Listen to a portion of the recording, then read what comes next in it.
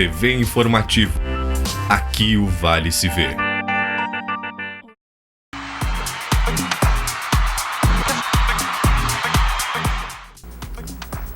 Grêmio encerra a fase de classificação com vitória sobre o mexicano Toluca.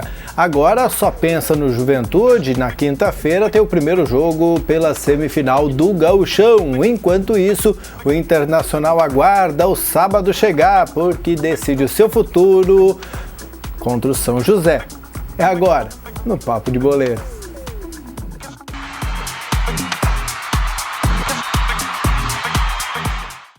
E o término da primeira fase do Grêmio na Libertadores da América foi de boa notícia, Diogo Boi. Vitória, Márcio. Já classificado, o Grêmio venceu o Toluca, um dos últimos invictos dessa Libertadores, ao lado do Atlético Nacional, né? Então a equipe mexicana, e o Grêmio fez o dever de casa, apesar que o mexicano tinha apenas 3 titulares, sabia disso? Ah, é? Né? Foi assim, banguzinho do Toluca. Banguzinho do Toluca, né? O Grêmio fez 1-0 com o Ramiro e avança bem aí na segunda posição, entre os melhores segundos colocados. O Grêmio fugiu de alguns adversários complicados, como o próprio Pumas, o Atlético Nacional e o time do Atlético Mineiro. Então esses clubes o Grêmio não pega mais na próxima fase. O tricolor que aguarda aí o término da primeira fase da competição, que acontece apenas na quinta-feira. Então o tricolor aguardando aí na noite de quinta-feira, já tem seu confronto definido nas oitavas de final. Boa vitória do Grêmio, encaminhou bem, com certeza de repente vai vir um adversário um pouco menos forte nessa competição até o momento. O Rosário pode estar? O Rosário está no... Pode, Rosário Central, River Plate, Boca Juniors, Racing, São Paulo, Strongest, a lista é bastante grande. Eu falei do que tem o site dos companheiros lá do G1, você pode fazer os cruzamentos. Os cruzamentos, você pode pôr os resultados que imagina que vai dar, e em cima dos resultados um nobre colega chegou ao Rosário como adversário do Grêmio. É, pode ser sim. O Rosário que avançou, já está classificado, o grupo do Rosário não joga mais, né, já está definido, também aguarda um adversário aí. Em cima dos resultados que Claro. Por que tu botou River Plate e Trulidianos? Não fui eu. Nosso digníssimo Maurício Saraiva. É, isso aí. Realmente. RBS tem essa questão aí, dá para acessar, tem vários sites. Alguém que entende um pouco, né? Eu não valeu. Tem vários sites essa questão pode fazer a simulação ali e no final dá os resultados. Tu pega os jogos que ainda falta Libertadores, vai cruzando, porque o grupo do Grêmio já terminou, tem que cruzar os outros resultados ainda. Lembrando que hoje à noite tem jogo e amanhã, daí com 2 jogos, encerram essa primeira fase. Mas para dar, ele botou 4-0 pro River. 4-0 pro River. Não é um resultado. Pode acontecer sim. Pode? Fez 6 no Strongest.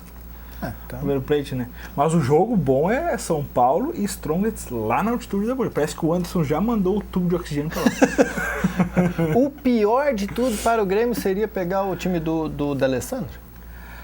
Na verdade, aí a Libertadores começa a desenhar a questão de camisa, né? De tradição. O River Plate foi campeão ano passado, tendo a pior campanha dessa primeira fase. Era o 16º dos 16 classificados aí de campanha. Acabou surpreendendo se foi campeão. Então vamos aguardar realmente, um adversário complicado, assim como o próprio Boca, o próprio Rosário que tu falaste, né? O Grêmio queria escapar de uma viagem mais longa, de repente um México, uma altitude, de repente um Strongest lá na Bolívia. Então aos poucos vai se desenhando, quem sabe um adversário perto, mas de tradição, né? Vamos dar uma olhada no gol do Grêmio, que garantiu esse melhor segundo lugar, vamos dizer assim, em relação ao que ele mesmo já estava.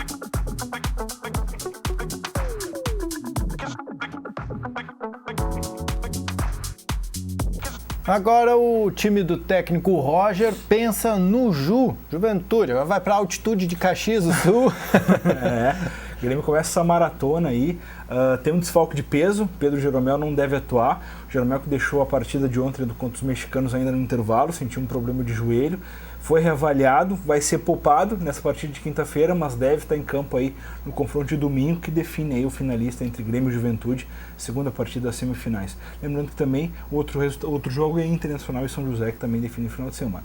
O certo é que o Grêmio deve ter força máxima, jogou ontem, joga amanhã e joga no domingo, né? Essa é a maratona gremista, quem sabe, conforme for o resultado aí da Libertadores, já pode iniciar na próxima semana já a questão de fase de oitavas de final. Bom, isso ele vai esperar, como nós já falamos, vai esperar até quinta-feira. O outro jogo, além de Grêmio e Juventude, aliás, Juventude e Grêmio, que tem amanhã lá em Caxias do Sul, à noite, né, Diogo? Não chega a ser horário de boate. 21 horas e 30 minutos. Quase horário de boate. Quase horário de boate. Ah, é verdade. Mas é feriado, Marcos. Feriado, Diogo, que beleza. Agora pode ser meia-noite agora. Pode ser horário do lobisomem, se quiser, não tem importância, fica mais tranquilo. Bom, tirando esse jogo, o outro, como o Diogo já falou, é sábado, é lá no estádio Paço da Areia, São José e Internacional. E aí o São José com a melhor defesa, que embretou a situação para o Internacional no Beira-Rio. É verdade, teve até pênalti, o goleiro Fábio defendendo, o pênalti acabou não foi, né? Parece pênalti não tem que se entrar, né? O pênalti não foi, então o Eduardo Sacha bateu no meio do gol e o Fábio fez a defesa. O certo é que o Argel Fux indica o time com mudanças agora para essa partida de volta das semifinais. Ele retomou a ideia do Paulo César Magalhães na lateral direita. Com isso, o Fabinho volta a ser volante, o Anderson joga novamente adiantado ao lado do Andrigo, e quem sai do time é o Ailon. O ataque deve ser Eduardo, Sacha e Vitinho. A boa notícia fica por conta do Marquinhos, que está recuperado de um problema no joelho, voltou aos treinamentos e deve ser opção no banco de reservas. Mas o Ailon não era a melhor notícia do Internacional? Na verdade, o Ailon entrou numa situação que daria um poder ofensivo ao Internacional. Não aconteceu isso contra o São José. O São José amarrou o Internacional, deu um nó tático ali no time do Argel Fux, e o Inter não conseguiu realmente superar a defesa do São José. O Argel retoma a posição, vamos dizer assim, um pouco mais cautelosa, né? Ou de repente com o Anderson em sua melhor condição, porque a questão de armação eu acho que ele rende muito mais do que tem que estar voltando para marcar o meia que avança, como volante, onde ele tem atuado, com essa improvisação aí com o Ailon na frente. Então de repente o Argel bota isso, conta com o seu melhor armador ali, que está um bom momento, antes, querendo ou não, para tentar de repente furar essa defesa, essa retranca do São José. O certo é que o São José vai ter que sair um pouco mais pro jogo, né? Assim como o Inter precisa da vitória, o São José também quer fazer pelo menos um gol para garantir essa vitória no Paço da Areia para avançar na final do Gauchão. Vai ter que sair um pouco mais, talvez não vai ter tanta retranca assim como houve no Beira-Rio, onde o São José apostou, abusou dos contra-ataques com o Jô. O campo é menor, é mais rápido, o campo de plástico, como tu disse. Então vamos aguardar aí que o Inter vai ser uma postura um pouco diferente desse Inter que a gente viu no último final de semana no Beira-Rio. Enquanto isso, o Internacional insiste em comprar o tal do atleta Figueirense, né? Joinville. A Joinville. Anselmo, volante. Na verdade, isso acabou confirmando ontem. O Inter teve uma proposta de 2 milhões, acabou sendo recusada essa proposta. A informação é que o time do jogo catarinense pede 5 milhões por 70% do passe. O Inter analisa a questão de diminuir o percentual para, quem sabe, chegar a um valor um pouco mais acessível para estar comprando o Anselmo aí, jogador de Joinville, volante, 27 anos, foi um dos melhores passadores, apesar da péssima campanha do Joinville no Campeonato Brasileiro do ano passado. O volante acabou como um dos destaques. Isso se dá muito em função do Rodrigo Dourado, Márcio.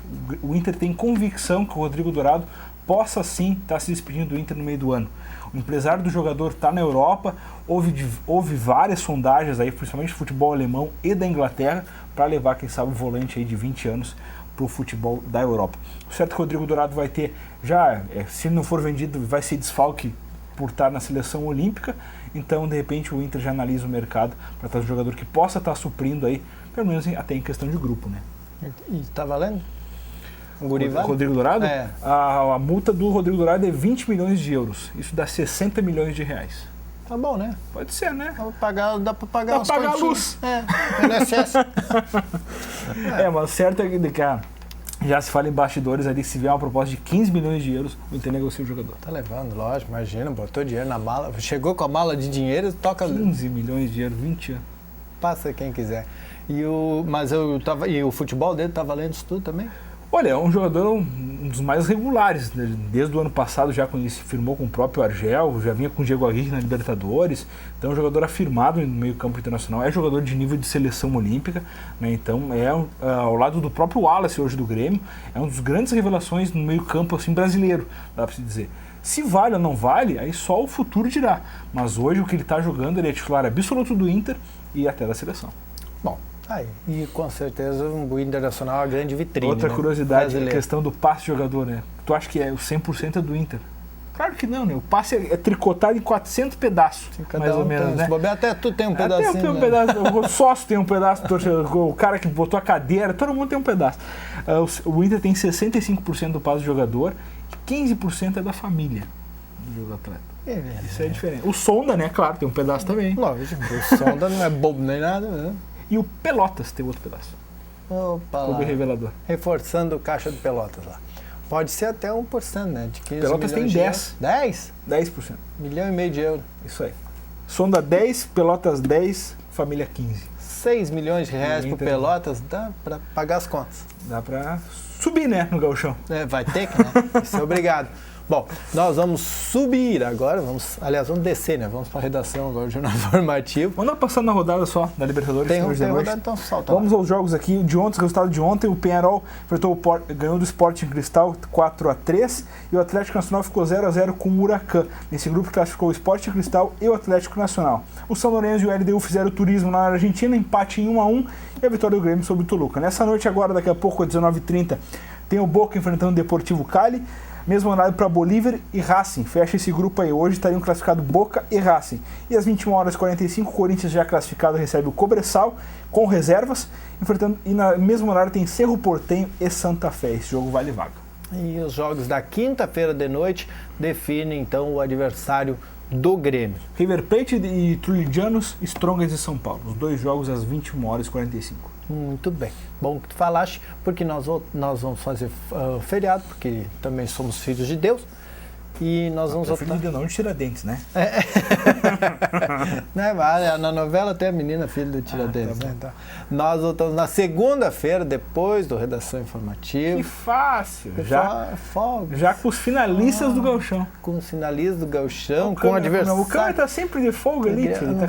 Você tá vendo, mas tem alguém por trás ali. Ou ele tá de pé hoje. Ele normalmente fica sentado. Se cansa demais ficar nos assistindo. E na segunda-feira, os finalistas do gauchão, o adversário do Grêmio, enfim, tudo que vai acontecer até lá, nós vamos contar para você. Até mais, te cuida aí no feriadão, para quem vai fazer, e nós voltamos na segunda-feira. Um abraço.